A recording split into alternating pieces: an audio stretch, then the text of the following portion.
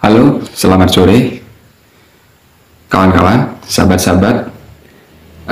Tadi Gerindra dan PKB membuat sekber bersama, dan kedua ketua umumnya antara Caimin dan Prabowo sama-sama hadir di lokasi. Mereka sama-sama mendeklarasikan bahwa itu adalah sekber pertamanya yang diresmikan pada tadi sore.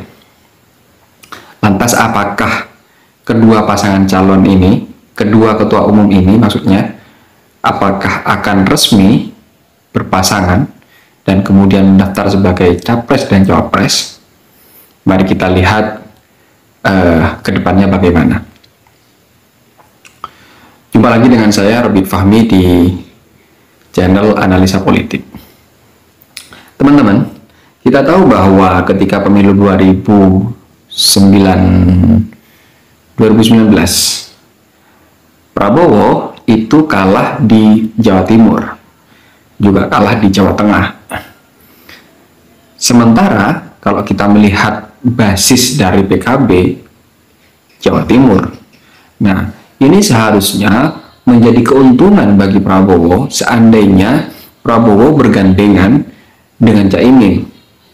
Tapi kalau kita flashback ke belakang, dan banyak pendapat yang mengatakan bahwa pemilih sekarang itu lebih melihat figur, bukan partai politik. Dulu misalkan ada figur yang dijagokan memang hanya dua calon, yaitu Jokowi, terus kemudian Pak Prabowo. Dua figur ini yang elektabilitasnya dulu paling tinggi. Tapi kalau sekarang banyak sekali figur yang mencuat ke publik, mulai dari Ridwan Kamil, AHY, terus kemudian termasuk Prabowo, Anies, Ganjar, Puan, dan masih beberapa nama lagi yang muncul ke permukaan, dan itu dianggap sebagai figur yang layak untuk menjadi presiden. Tapi apakah kemudian dari sekian figur itu bisa membawa kemenangan bagi Prabowo? Ya, kita lihat dulu. Tapi kalau melihat dari sisi potensi kemenangan, karena dulu Prabowo kalah di Jawa Timur, ya pilihannya hanya satu, PKB. Karena kenapa? Basis PKB Jawa Timur. Kita tahu bahwa kekuatan dari Partai Kebangkitan Bangsa ini adalah religius. Partai yang ideologinya religius. Dan Jawa Timur, kenapa menjadi basis? Ya karena memang agamanya kuat, didukung dengan kekuatan Nahdliyin, yaitu ulama-ulama dari Nahdliyin, kiai yang siap berada di belakangnya. Walaupun menurut saya, kenapa kemudian Prabowo tidak kunjung mendeklarasikan Caimin sebagai cawapres? Ya kita tahulah bahwa sekarang hubungan Caimin dengan PBNU sedikit renggang, entah itu salah komunikasi atau lain sebagainya, tapi itu tidak menjadi soal.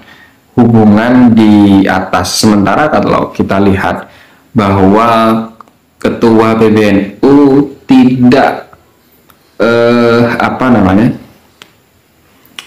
tidak ingin NU dibawa ke partai politik tertentu, tapi membebaskan warga NU untuk memilih siapapun capres dan cawapres sesuai dengan pilihannya masing-masing.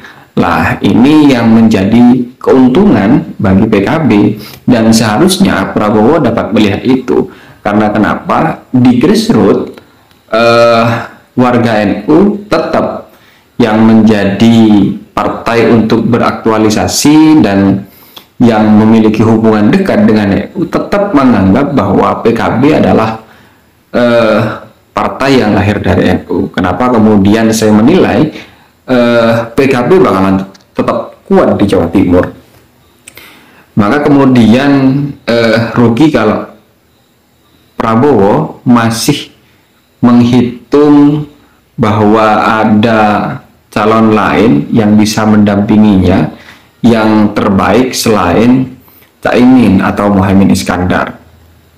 Atau misalkan bergandengan dengan Ganjar Pranowo, ini justru menjadi eh, apa namanya, lebih banyak meminnya menurut saya. Karena kenapa? Ini nasionalis dengan nasionalis.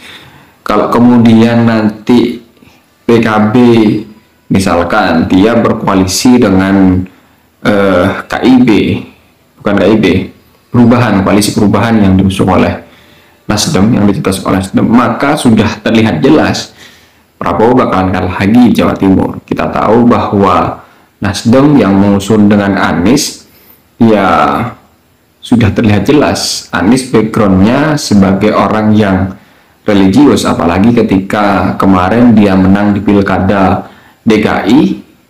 Ada yang mengatakan bahwa menggunakan agama, dan kemungkinan besar kaum yang religius ya akan beralih kepada Anies.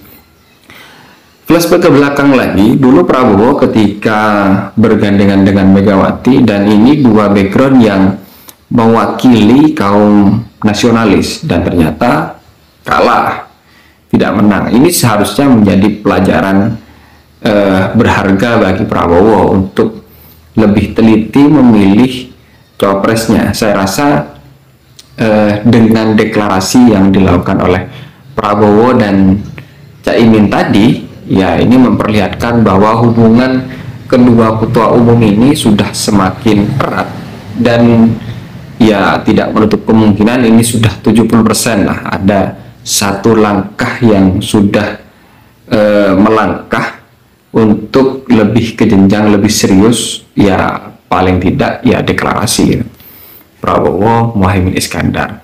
Tapi kalau melihat pernyataan Caimin, dia masih menunggu PDI Perjuangan untuk mendeklarasikan capres dan cawapresnya. Tapi di satu sisi, seperti yang banyak diberitakan bahwa ulama yang kemarin ketika PKB menggelar ijtima mendesak PKB agar segera mendeklarasikan capres-cawapresnya sebelum bulan puasa. Nah, ini selain desakan kepada Prabowo, ada kemungkinan juga apabila tidak segera dideklarasikan, seperti kata waketumnya, wakil ketua umumnya, yaitu Jazirul Hawaid, kalau tidak salah waketum ya, yang mengatakan bahwa ibarat pacaran itu akan berpisah, tidak jadi menikah. Lah, ini kerugian sendiri bagi Pak Prabowo.